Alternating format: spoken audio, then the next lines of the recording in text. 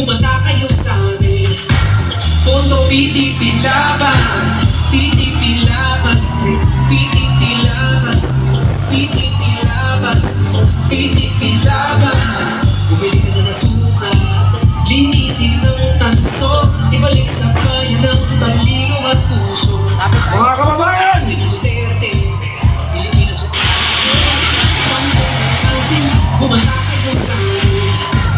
Tondo, Proto, Bongo, Hilo, Mata, Bartoleta, Lambino, Rodriguez, Salvador, Dumating na po ang ating inaantay! Ang pinakamatapang na babae sa Republika ng Pilipinas! Salubungin po natin ng masigabong palakpakan! Duterte!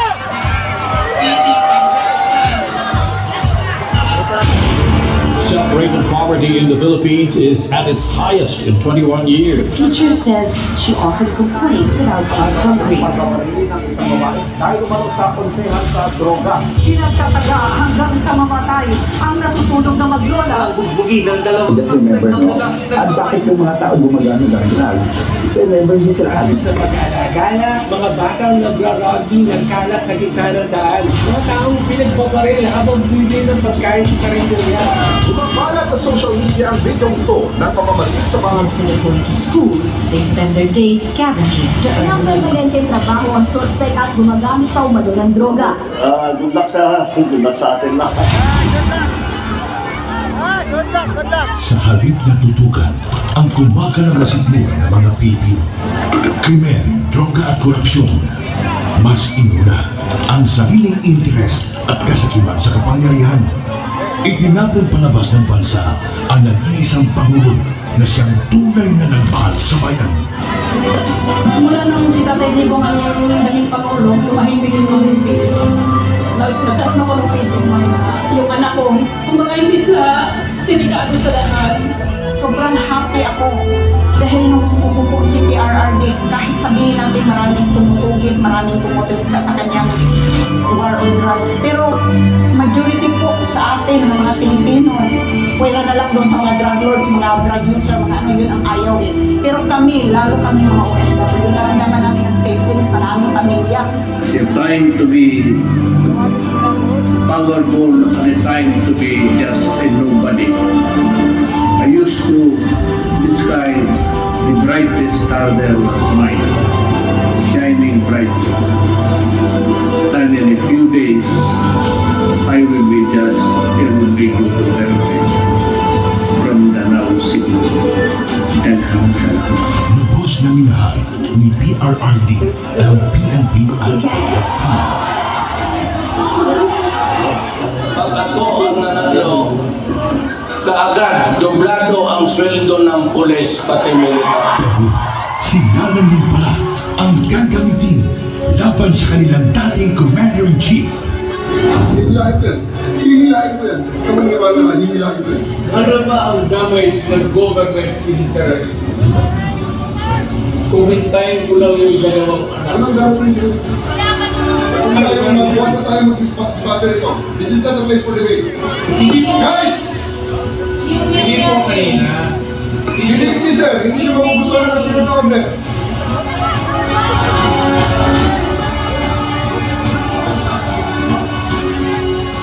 Napilitan sa serbisyo ang iba dahil sa order na isang bagal na namumuno sa kanila. Former Philippine leader Rodrigo Duterte has been taken into custody by the International Criminal At Court. yun ang simula ng pagliyab ng damdamin ng mga Pilipinong nagmamahal kay Tatay Digong.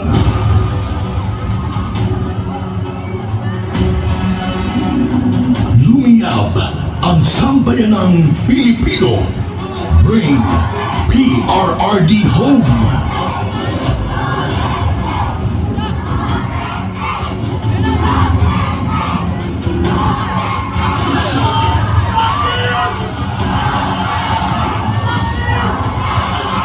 Iisa lang ang sigaw. Duterte saan man sa mundo.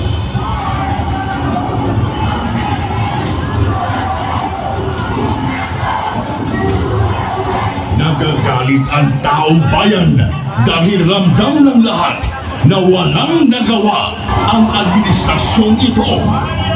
Asikasuhin, hindi sariling mithiin. Nais nating katawanin ang nagkakaisang damdamin ng milyon-milyong Pilipino at isatinig ang kanilang pinag-isang mithiin para sa isang mapayapa at nagkakaisang Pilipino.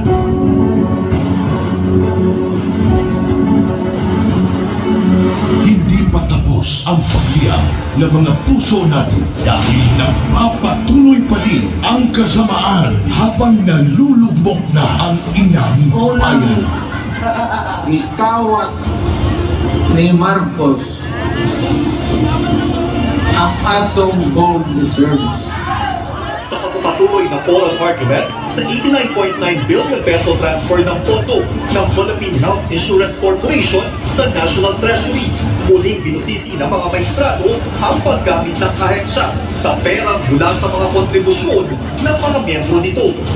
Aminado ang DOLE at DSWD na walang listahan para sa mga beneficiary ng ayuda sa kapos ang kita program o AKAP.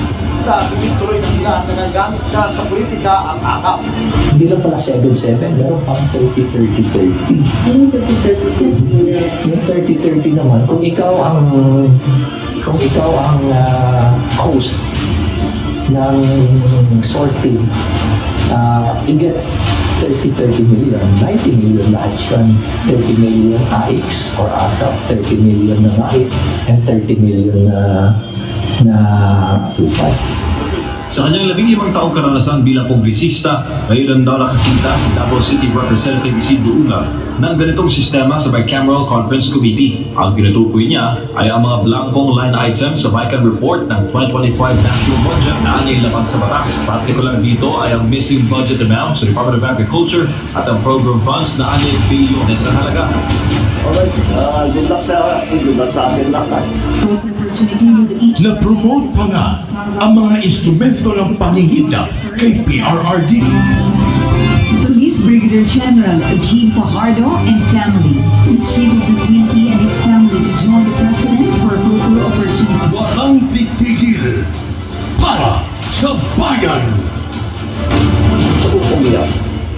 Maybe when I say my farewell, if I get to live in the last day of my term, I'd like to say something, and maybe I'll cry.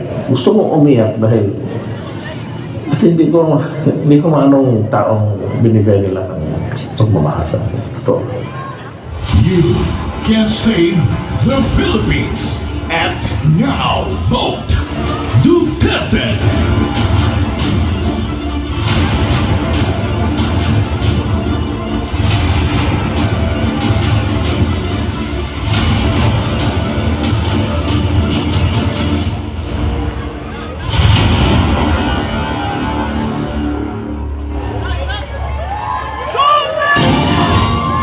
Ladies and gentlemen, the Vice President of the Republic of the Philippines, the Honorable Sara Duterte!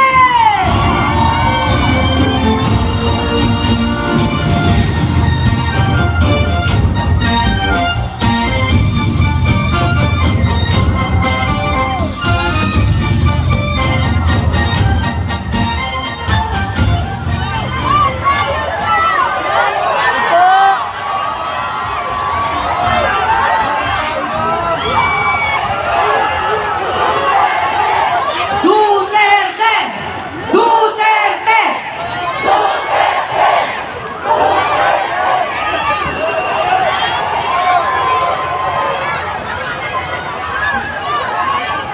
Mga kababayan, Assalamualaikum warahmatullahi wabarakatuh. Madayaw, umayong gabi kaninyong tanan. Magandang gabi sa inyong lahat. Una na sa lahat, ialay natin ang pasasalamat sa Diyos para sa araw na ito. Pangalawang pagpapasalamat ay sa inyong lahat na nasa ilalim ng ulan, gutom, walang ayuda, naipit sa traffic, hindi pumasok sa trabaho. Ngunit ibinigay ninyo ang panahon para sa aming lahat ngayong gabi. Maraming salamat sa inyo. Ang susunod na pagpapasalamat ay sa PDP dahil binigyan nila ako ng pagkakataon sa rally nila ngayon. Maraming salamat sa inyo. Ang sunod na pagpapasalamat ay mula kay Pangulong Rodrigo Duterte. Sa inyong pagmamahal, sa inyong patuloy na suporta at pagdarasal na siya ay maibalik dito sa ating bayan. Maraming salamat. Ang susunod na pagpapasalamat ay mula sa akin, sa patuloy ninyo na suporta sa akin at sa aking mga kasamahan sa opisina ng Pangalawang Pangulo. Maraming salamat. At ang huling pagpapasalamat ay mula sa aming pamilya. Dako kayo ang amuang utang nga kabubuton kaninyong tanan sa oportunidad na ginahatag ninyo kanamo nga makaserbisyo sa atuang nasod. Daghan salamat. Ang pwesto na kinatatayuan ko ay hindi para sa akin. Ito ay para sa Pangulong Rodrigo Duterte.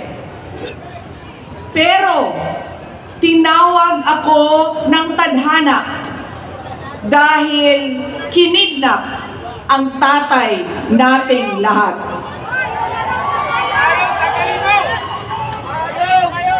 Sa pagkakataong ito, nakatayo ako sa entablado at humaharap sa inyo, hindi bilang kandidato.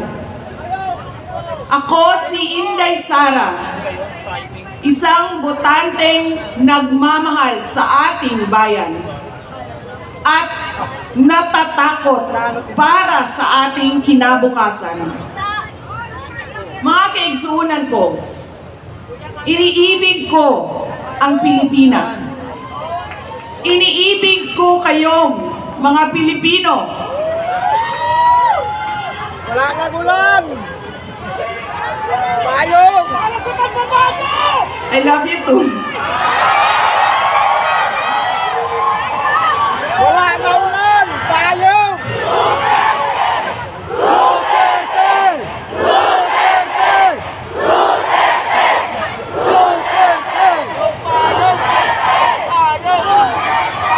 This election will decide the future of our country. Ang boto ninyo ang magbibigay katiyakan kung maituloy ang pagbabago o tuloy-tuloy na lang tayo sa kapahamakan. Filipinos deserve better. Nagpapasalamat ako dahil nandito pa rin kayo at nakikinig sa akin sa kabila ng kaliwat kanan na paninira nila. In the past months, my name and my family's name have been dragged through the mud. I have repeatedly said it before, and I will say it again now. I am not the problem of this country.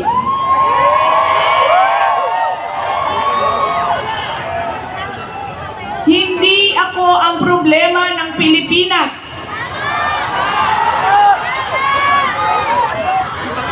Hindi Duterte ang problema ng Pilipinas.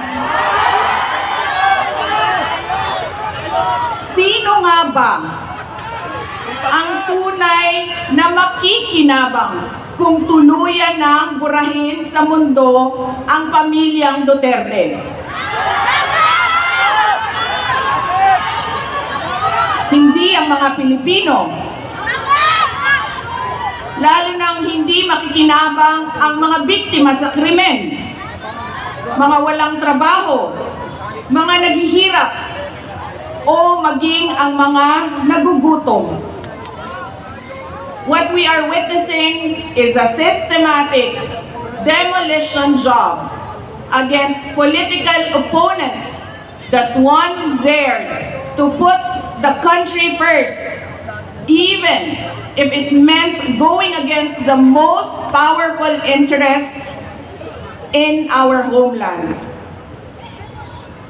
Sa kasamaang palad, iniluklok natin ang isang leader na walang kakayahang maintindihan ang tunay na kalagayan ng mga Pilipino.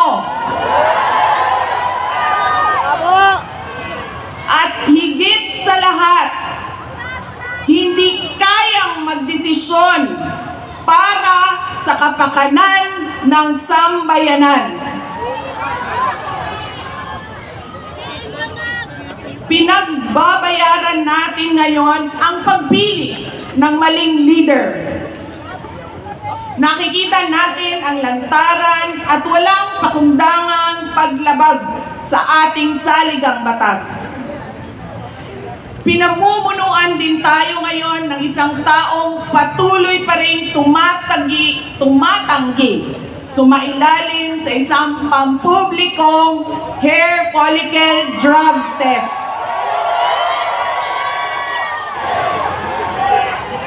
At nagsinungaling sa 20 pesos ang bigas.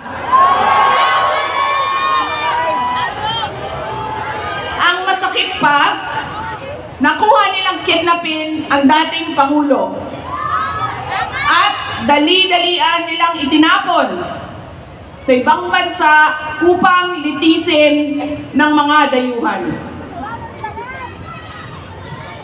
Ngunit, higit pa sa mga kabiguang ito ay isang mas malalim na pambabastos at panghiinsulto sa ating mga Pilipino. Iniinsulto nila tayo sa paggamit ng ayuda upang bilhin ang boto ng mga tao. Ang ayuda ay hindi naman likas na masama. Sa katunayan, marami ang natulungan ito noong panahon ng pandemya. Ngunit, kapag ginamit ito para manipulahin kayo, at pagsamantalahan ang inyong kahirapan upang manatili sila sa kapangyarihan, nagiging sandata ito ng pang-aabuso. Again, Filipinos deserve better. We must return to long-term, concrete programs, not short-term dole-outs that are being abused by those in power. Ang kailangan ng Pilipino ay isang mabisang food security program. Isang programa na tutugon sa problemang pinakamalapit sa bituka, ang gutom. Ang kailangan ng Pilipino ay isang modernong hybrid education system na nakasandal sa pagtuturo ng disiplina at pagmamahal sa bayan. Ang kailangan ng Pilipino ay isang tunay na universal healthcare system na tutugon araw-araw sa lahat ng health centers at hospitals at hindi lamang sa mga supporters ng politiko. Ang kailangan ng Pilipino ay matibay na infrastruktura. Let us build into the future. Ang kailangan ng Pilipino ay oportunidad sa hanap buhay at trabaho dito sa loob ng ating bayan. Masakit sa kalooban nating lahat ang kalagayan ng maraming nating OFWs na malayo sa kanilang mga mahal sa buhay. At higit sa lahat, ang kailangan ng Pilipino ay peace and order. Kailangan nating ganap na puksain ang kriminalidad, illegal na droga, terorismo, at insurgency sa pamamagitan ng makatotohanang non-partisan Philippine National Police na suportado ng ating sandatahang lakas. Kinahanglan undangon nato ang batasan sa pagpili sa mga kandidato nga gikan sa political dynasty. Kining mga sikat nga apelido nga magsayaw-sayaw ra o magkanta sa atubangan. Igo ra magpakatok, undangon ang mga party list na gipanag-iya sa mga dato. Undangon ang mali na pagpili sa atong mga opisyales. Undangon ang budol o pagpamakak. Kailangan natin mag-vote straight sa mga taong magtutuloy ng nasimulan ni Pangulong Duterte. Idiretso natin ang boto. Number 38, Rodante Marcoleta. Number 10, Jimmy Bondo. Number 56 sa balota, Attorney Vic Rodriguez. Number 22, Bato de la Rosa. Number 28, Bongo. Number 53, Apollo Kibuloy. Number 34, Raul Lambino. Number 30, J.V. Hinlo. Number 58, Philip Ipe Salvador. At number 42, Doc Marites Mata. Alam ko, hindi kayo matutuwa. Pero iboboto ko si Amy Marcos. Siya ang naglakas loob na buksan ang investigasyon sa pagdukot ng pamahalaan ng isang Pilipino dito sa bayan para ihatid sa mga dayuhan.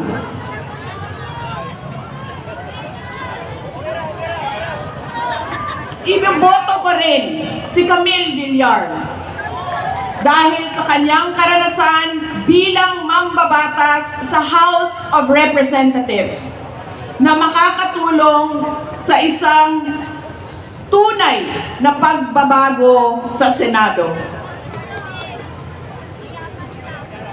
Hindi ako mapapagod na sabihin ito. We Filipinos deserve better. Tunay na kapayapaan at kaunlaran na hindi lamang para sa iilang politiko at mayayaman. Kaya sa May 12, kailangan natin maging mapagmatyag. May mga ulat at bulong-bulungan na may mga kumikilos na sa iba't ibang parte ng ating bansa. Mga babala na maaaring nagsisimula na ang malawakang dayaan sa halalan ng alyansa. Ang binuong alyansa ay isang mapanganib na pagsasanib puwersa ng isang administrasyong walang kakayahan, mga elitistang liberal, at mga tinaguriang makabayan na ang tunay na hangarin ay manatiling mahirap ang taong bayan. Isang alyansa na handang ibalik tayo sa kadiliman ng narco-politics sa bangungot ng Typhoon Yolanda, kung saan ang mga Pilipino ay iniwan sa ulan, sa gutom, at sa kawalang malasakit. Ito ang alyansang muli nais nating alipinin gamit ang kahirapan, kasinungalingan, at kapangyarihan. Sa May 12, bumoto tayo ng may buong dangal. Bumoto tayo ng may tapang. Let us show the world that no amount of vote buying or cheating can suppress the fury burning in our hearts. Time and again, you have heard me say, God save the Philippines. Ngayong Lunes, bumoto tayo ng diretso. And let us all save the Philippines. Ako si Inday Sara Duterte, isang botante. Syukran. Itataas na po, tawagin na natin ang ating Duterte upang iangat ang kanilang kamay ng ating minamahal na Vice Presidente. Numero 10, Jimmy Bongo. Numero 22, Bato de la Rosa. Número 28, Senator Bongo. Número 30, J.B. Hino. Número 34, Raúl Lampino. Número 38, Rodante Marcoleta. Número 53, Pastor Apollo Quiboloy. Número 56, Attorney Vic Rodriguez. Número 58, 58, nag-isang Philip Salvador. At número 42, Doc Richard Mata. Kasama ang ating PDP Laban Duterte! SRB Senator Robin Padilla. PDP Laban, PDP Laban Street, PDP Laban Street. Duterte. Duterte! Duterte! Duterte. Duterte. Nakikiusap po ako, i-on po natin ang mga flashlight natin dahil kakantahin natin ngayon ang Pilipinas, Duterte pa rin!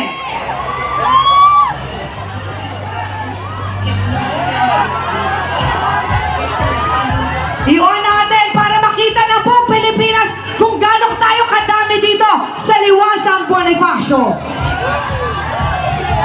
Kasama ang KOJC Choir, kakantahin na natin ang Pilipinas, Duterte pa rin.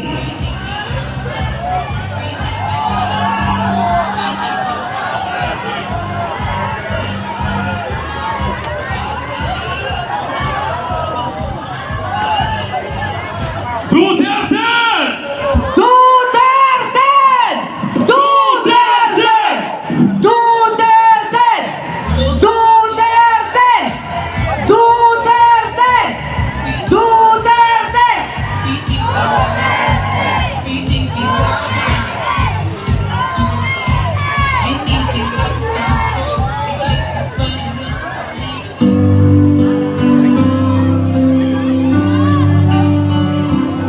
Ang bulong ay kumalat na. Isa ang nais nila. Isigaw ang nadarama. Iwan po natin ang mga ilaw ng cellphone! Saan po natin ang ating mga ilaw ng cellphone at mag-isa sa maganda. Pilipinas, Duterte pa rin! ang tunay na nagmamahal sa atin. Laban niya ay laban natin! Ay laban natin. Pilipinas, Duterte pa rin! Duterte pa rin.